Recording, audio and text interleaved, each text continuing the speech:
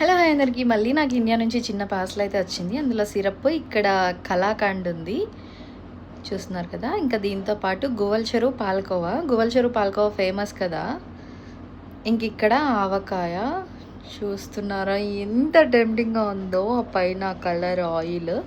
ఇంక ఈ కలాకండ్ అయితే నేను ఆల్రెడీ టేస్ట్ చేశాను, చాలా బాగుంది. ఇంతవరకు చాలాసార్లు కలాకండ్ తిన్నాను కానీ దీనికి చాలా యూనిక్ టేస్ట్ ఉంది. మా చిన్నమామ దీన్ని స్పెషల్గా నా కోసమే పంపించారు. ఇంకా ఆవకాయ చూస్తే మన మనసు అస్సలు ఆగదు కదా. సో ఆవకాయ అన్నం కలిపేస్తున్నాను. వేడి వేడి అన్నంలో ఆవకాయ వేసుకొని, ఎవరైనా పప్పు అన్నంలో ఆవకాయ నంచుకుంటారు, బట్ నేను ఆవకాయ అన్నంలో పప్పు నంచుకుంటున్నాను అనమాట. అద్భుతంగా ఉంది టేస్ట్. ఆవకాయ చేసే పద్ధతిలో చేస్తేనే చాలా బాగుంటుంది. అంటే ఓల్డ్ ట్రెడిషనల్ స్టైల్లోనే ఆవకాయ టేస్ట్ బాగుంటుంది. మోడర్న్ స్టైల్స్లో చేంజెస్ చేస్తే ఆవకాయ అస్సలు టేస్ట్ బాగుండదు. ఇదైతే చాలా అద్భుతంగా ఉంది టేస్ట్. మీలో ఎవరికైనా నాలా ఆవకాయ పిచ్చి ఉంటే కామెంట్ చేయండి, వీడియోని లైక్ చేయండి, షేర్ చేయండి, ఛానల్ని మర్చిపోకుండా సబ్స్క్రైబ్ చేసుకోండి.